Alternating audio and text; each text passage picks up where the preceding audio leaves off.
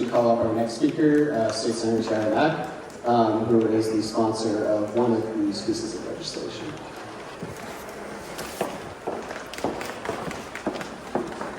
Hey y'all, I am sponsoring Senate Bill 2600 on the Senate side, which would reduce the tax burden by limiting the tax exceptions imposed on private universities in our community, specifically Providence.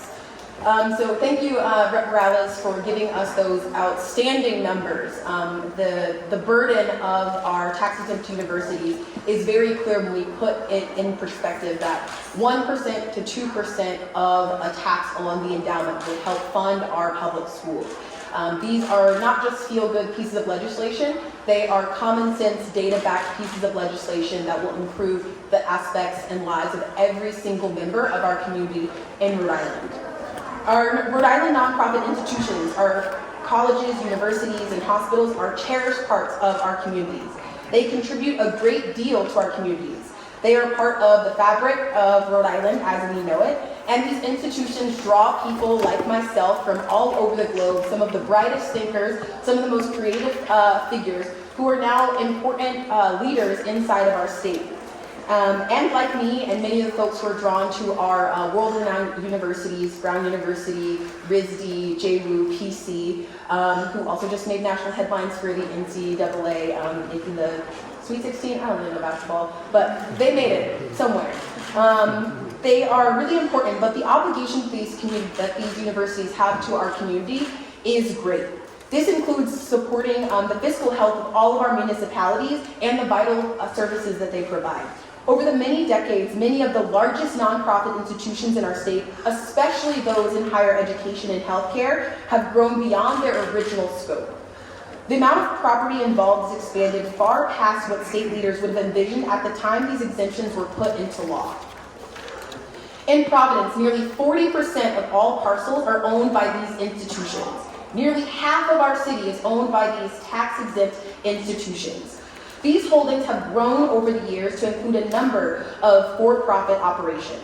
These include parking garages, restaurants, retail stores, and other uses, as well outside of the core mission of the institutions involved. What we are proposing is legislation that is a cap on the amount of property owned by a nonprofit that can be considered exempt from property taxes. This approach is fair and necessary. This legislation recognizes and rewards the value that our nonprofit institutions bring to our community and to our state, and it's keeping with the original spirit of these exemptions that those institutions were granted.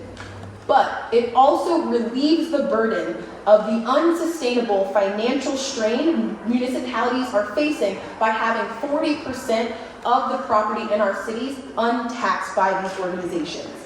Considering that roughly 40% of these parcels are tax exempt in Providence, well exceeds the percentage in other New England communities similar to our size.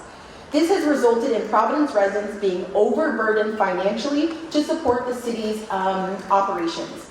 At the moment, Rhode Island as a whole is fortunate to have the unprecedented influx of federal infrastructure and stimulus money, along with significant state budget surpluses. Cities and towns have their own federal windfalls, and communities will benefit from the state's current standing. But in the years ahead, that funding is not guaranteed to be there. We need to have creative solutions that are based in facts, that are also recognizing that our universities and our private institutions, including hospitals, have not been footing their fair share for the last decades. We must find new ways of supporting our vital operations and investments to the communities and members of Providence. This includes a wide range of social services that have been chronically underfunded in our communities for decades. Large nonprofit institutions that would be affected by this legislation have enjoyed decades of prosperity here in Rhode Island, and it's time they pass it forward. We are asking them to uplift our communities that they have made their prosperity possible in, and truly give back in the ways that will make a financial impact and relieve the burden for millions of Rhode Islanders, and especially those in Providence. Thank you so much.